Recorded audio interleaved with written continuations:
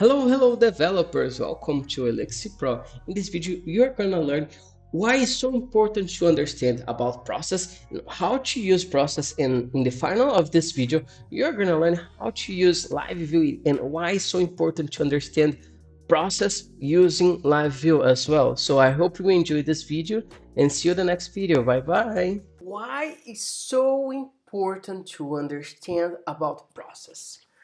Everything when you are programming Elixir, we use process. Even when you open your terminal, for example, I'm going to create a project that we can call process Elixir, or example process proc. I think this is more than enough. And when I open the process, the project, xproc, I'm going to explain to you everything, and in the final of this video, keep in this video and you'll see examples in a real world. Not using the Gen server, but a cooler tool that's really interesting. You will understand why and how to test using process as well, using the LiveView. So the first thing that we're gonna understand is that how we create process and how to use process as well. So one of the first examples that I'm gonna show you, let's first start using the git init git add dot git commit dash m start, just to make sure about our code and everything is okay. So now when you think about process, I'm gonna open ix. So this is a application using the LiveView. I'm gonna show you some really cool features. But first of all, when you think about the process, I strongly recommend you does not start using the Gen server, using the task, or using the agent. First thing is understand how to use the spawn. This is one of the cooler things that we're gonna learn. So when you use the spawn, this is most of the primitive ways to create process using Elixir. So you can check that typically the developers do not use the spawn functions, and that is true. But before you use the task, the Gen server, agents, and understanding supervisor, dynamic supervisor, it's cool to understand how process and how spawn works. So let's start our first example. So as you can see, I have this module, and one of the things that we're gonna do is create my first spawn. And in this function, we're gonna receive only the name. And to understand, and before we start creating our first spawn, is really interesting. We understand that spawn, we have the module, the function, and we have the params. So for example, I could create a spawn but without the params, and I'm gonna say io.puts hello or hi name or e1, and then we can create a short function that we're gonna call using this way.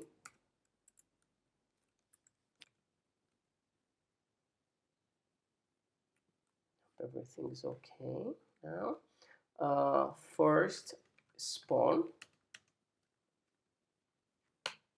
and then when we call this function first spawn, and I'm gonna say my name, Gustavo, you will see that we created a process ID, and because we are using the io.puts, we are showing this message, and this message comes to our ix terminal, which is our process is the self. So we have the process ID to our IX terminal. So everything in Elixir is processed. And before we start understanding Gin server, as I mentioned to you, Gin server, task, and agents, the best way is to start understanding spawn. So now we can use like spawn module, which is going to be this module here, and our function. We can create a function, for example, def, same one that we've created over here, like hi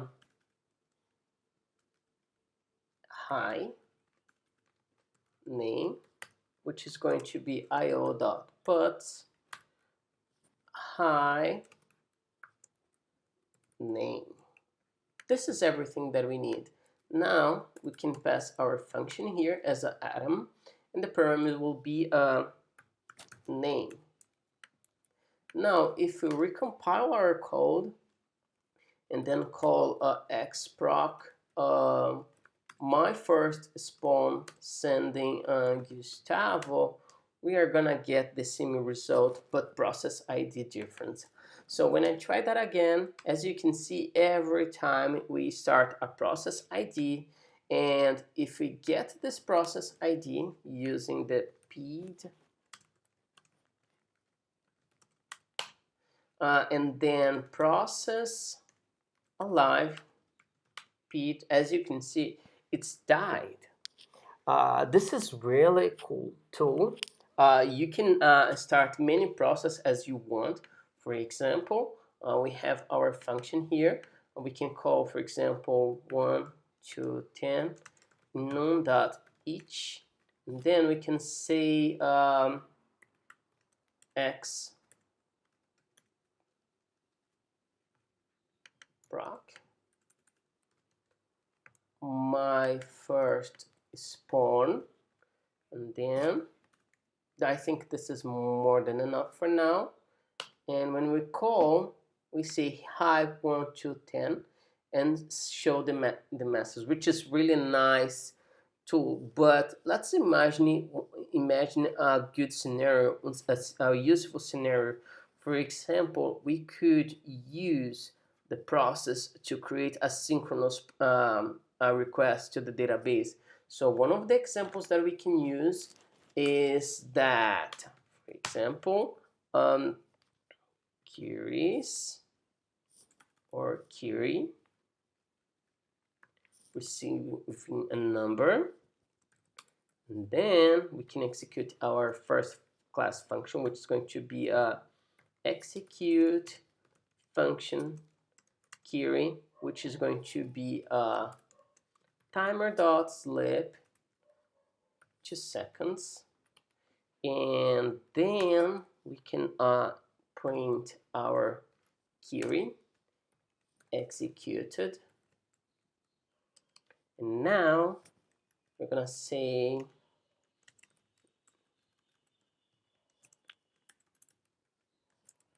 enum.map e and execute dot e1. When we do it, let's recompile. Now when we call xproc query, we can say only 2 or 3, maybe 4. It's enough. It's gonna spend 2 seconds to execute each query, and then we are gonna get the result, and then we get this map. So it spans sometimes. How can you use process to execute all of them at the same time? To make this one easier, what we're gonna do is just create a function, which is going to be our spawn. And in our spawn, we are gonna have a function. It's going to be io dot puts. We're gonna call our execute over here e1.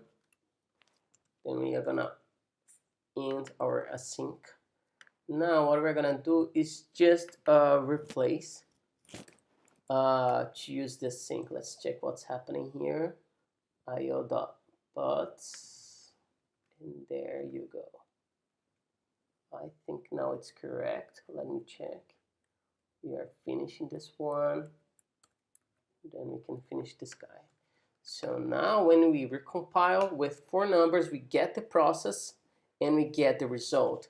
If we try this one synchronously, we're gonna get the response. We're gonna spend a long time to get the response. But now, if we try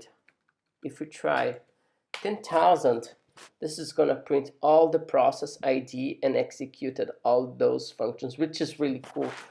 Probably we have those 10,000s here. If you check here, we have 8478, for example, but we have 9671. We have all of them executed with success, but all of them is asynchronously, which is really nice tool. Let's work a little bit more. As you can see, we are using the spawn, but another example that's really interesting to understand is that we have the send and receive, which is a way to send messages using process. So we can imagine that we're going to create calculation. We're going to create a way to calculate results. For example, send calc, where we're going to pass the number 1 and number 2, and we are going to say send. Hey, send this information, send the destination, which is going to be our self, which is our process ID that we are using. We're going to say sum, and the message will be the number 1 and the number 2. Oops. Then when we do it, if I recompile the code and try to use xproc, send calc, sending the number 10 and 20, our result must be 30. And to make this one work, we can have our def receive calc. We're not gonna receive anything as a param. We're gonna use the receive do. The message will be this one. I can just copy and paste. And when we do it, what we're gonna make is just make some calculation using the business rules or whatever that we need to do. But in this case, we're just gonna make like number 1 plus number 2. When we recompile the code using the xproc receive calc, we receive the result, which is going to be 30, which is really nice tool to use when we have the receive. We can make more patterns, like you can imagine that we have the type, and we can just use this way to use the div, this one, and sub, which is going to be less. And if you say nothing, or we have none of those patterns here, we can say like wait for 5 seconds, and then you can print like a message time out. If we recompile the code and try to use, for example, xproc send calculation, the type will be sum, the number will be 10 and 40. If we try that again but using the sub, and now if I try, for example, pumpkin, let's get the results. So the first one will be summarized. So receive calc, then we get 50. The next one will be 30, last 30, which is really cool. And now let's try again. Then we're gonna wait for 5 seconds and show an error message, which is really nice way to use the process ID and how to manipulate all of them. So in this case, our process is always alive. Let's make this one, when we use the self, if we check process alive self, it's true. But when we use the spawn, after executed, the process is died. For example, if I create like process ID saying that, hey, I want to make a spawn, which is the pattern, which is like puts, we're gonna message saying that Gustavo, I'm gonna make the process, we executed the process.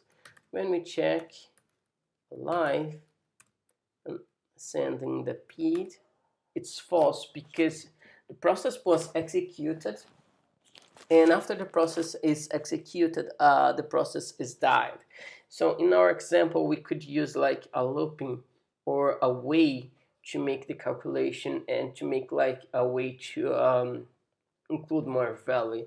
Let's think one of the examples that we can do is like we're gonna say spawn account, or like create account, and then we can say spawn, and we're gonna say like module, and say we can say state receive, and every account will start with 0. So when I do it and call xproc create account, let me just recompile the code. Xproc create account and say process ID. This is because I didn't create this function. Sorry, my bad. So let's create this function, and then we're gonna receive as a param here 0.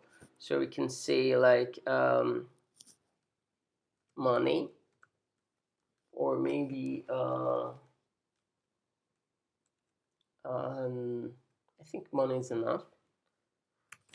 And then we can have like receive do, and we're gonna say not thinking about it, maybe add value, and we are going to say that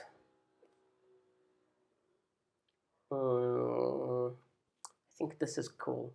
So we can say io.puts, and this account will have this account old value will be money, new value will be new value, which is going to be equals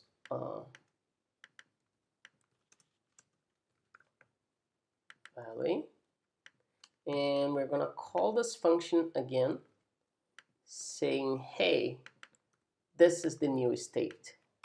So we can say with draw value, and the result will be the same example. And then we'll have the state, which is really nice way. So let's recompile the code, try to create our account. We can say like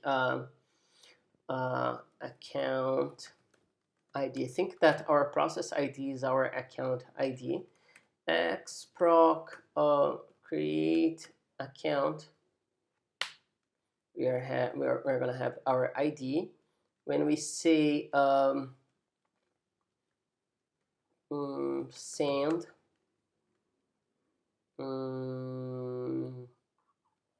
we can say like our account ID. We will say add, and the value is gonna be 10.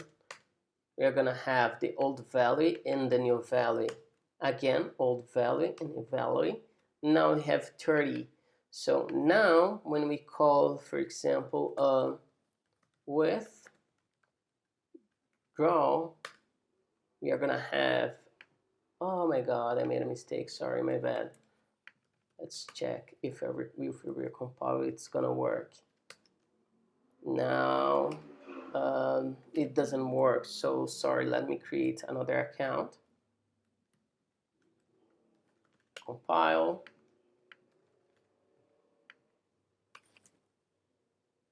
Now let's check. If I try to create a new account ID, try again, we have minus 10. If you try to add a value, as you can see, everything's working, and we have like a looking using the process. One of the powerful ways to use as well, thinking about a connection database. So for example, we are gonna create another spawn. I'm gonna say like create connection depth, create connection DB, and we're gonna say spawn module function will be our function will be execute connection, and the value will be like rand.uniform, and we're gonna say 10,000. This is more than enough. Let's create this function def connection, and then we'll say our connection db, and in this case our connection db, we are gonna have like a way to receive the connection, keep the connection state, and then we're gonna say like, let me think about it. We're gonna get the result, we're gonna get the value and send to the connection. Let me think about it a little bit more.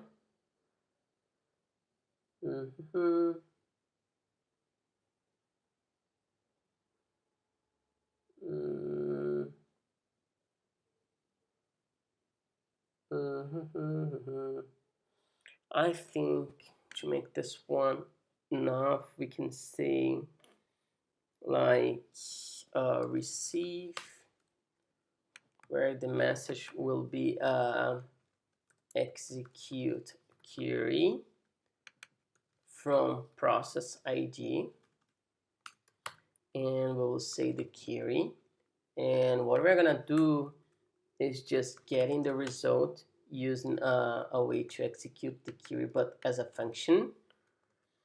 Then we're gonna say our connection and our query.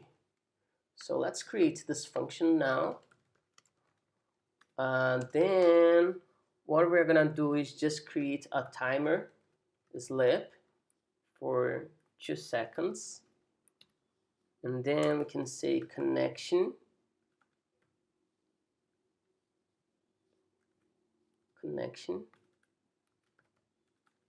or connection DB executed the query, executed the query. This is just an example. But as you can see, we have the result, but we're not using the io.inspect. What we're gonna do is just send from process ID, and then we're gonna say print result, the result. This is another pattern that we're gonna use, and in this case we're gonna have another receive, and then we're gonna say like def print result, which is going to be another receive. This is the way to show the query. And what we're gonna do is that we're gonna receive this string, we're gonna print this value, and we're gonna make this one using only printing the result. And if something goes wrong, we're gonna use our after, and we're gonna say after 5 seconds we're gonna print a message saying that something went wrong. Okay, now we have our print result. Let me check. Yeah, it's unused for now. I'm sorry, I bet this should be public because we're gonna get this result. And now to check this way to get the message, what we're gonna make is just a simple way to print this value. But another thing that we need to do is just call this guy again with our connection to keep the state alive. So I think this is more than enough. What's happening here?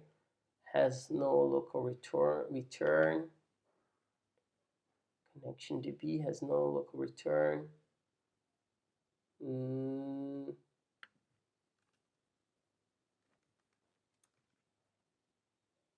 local return. It should return for us a process ID, but spawn module and function. There you go. This one is missing like a param. And there you go. Everything's done now. So another thing that we need to do is, what is the way to call this function? How can we call this function? In this case, what we're gonna do is just call query, where we're gonna send our server. We're gonna say our query.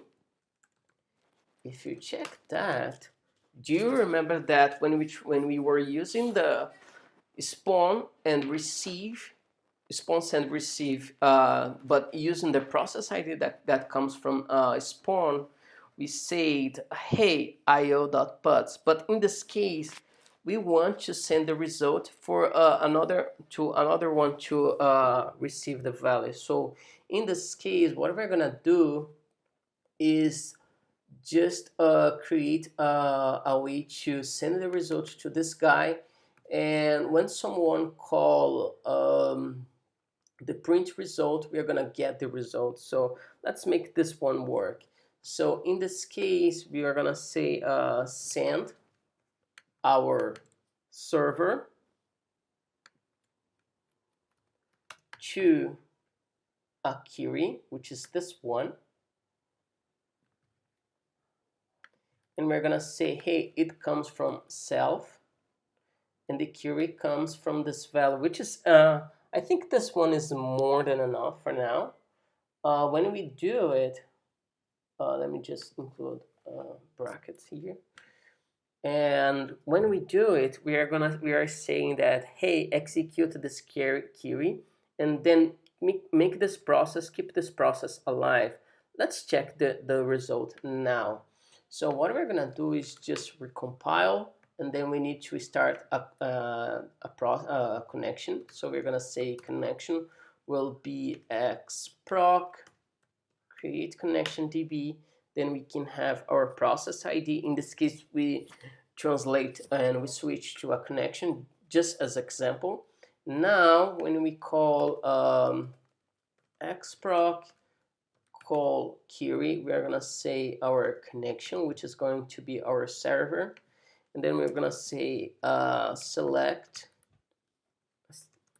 from products. This is just an example. When we do it, we get the query and we said, hey, return the result to self. If we check our self, this is our process ID. Now, when we call xproc print result, we are gonna get the connection. And if you check, our connection is this one. If I try that again, but as P, for example, when I try to print again, we get the result again because we opened the connection. So now let's make this one, for example, if we want to try this way using the same connection, let's check how it's going to work. So we can make this one like 1 to 10, and then we can make like non.map, and we're gonna say xproc call query. We're gonna say that our process ID is the same, and we're gonna say that our query will be select E1. We're gonna close the connection. We're gonna close our map. When we do it, and now when we call the same enum map, but only calling like xproc print result, I think this is enough. I think this is because the arity. Let me just change this one to function, and there you go. We get the result, but let's try that again. But now let's call the print result. As you can see, it's spending a long time because we are using the same query. So let's wait for a little while. And this is spending a long time because we are using the same connections, which is terrible. And Elixir provides us a way to execute all of them asynchronously. How can we do it? The simplest way to make this one work is just a way to call, for example, xproc create connection. We can make this one and then print the results. And then, as you can see, we have different connections executing the select, which is a really nice tool to use Elixir. So, which is really nice way to use this one. And why I explained to you the process before to explain to you the server task and agents. Thinking about a real world using the process ID, but using the live view. So one of the examples that we have is that if I start this application using the live view, every time that you create connection is a process ID. Do you remember what I did here? What I did here is just a self-erlang pid to list to convert to a process ID. When I refresh this page, I have this process ID and I have the orders. Let's get this order here, for example, and then we have in our order live a way to handle with the process, which is a handle info, and then you can see this way to use in a Gene server. So what we're gonna do is just call this function isolated. So every process in Elixir is isolated, which is a really nice way to think when you have LiveView applications. So in this case, what we're gonna do is just call these functions. How can I call these functions? Only using this process ID. So now we have our LiveView page, which is going to be our process ID So now we get this process ID, and now what we're gonna do is, let's call this function handle info, and to call this function you only need to get one of the orders. So what we're gonna do, this is a simple way to thinking about your test, simple way to isolate your functions, which is really powerful. So in this case, I'm gonna get our orders, repo get field order orders data order, and the ID is going to be this guy. Now I have the order. Let's call this function.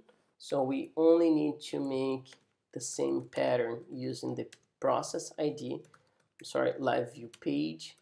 This is what we're gonna call. In this case, we don't have the order, unfortunately. I made a mistake. So now just pay attention on this browser. What I'm gonna do is just create an order.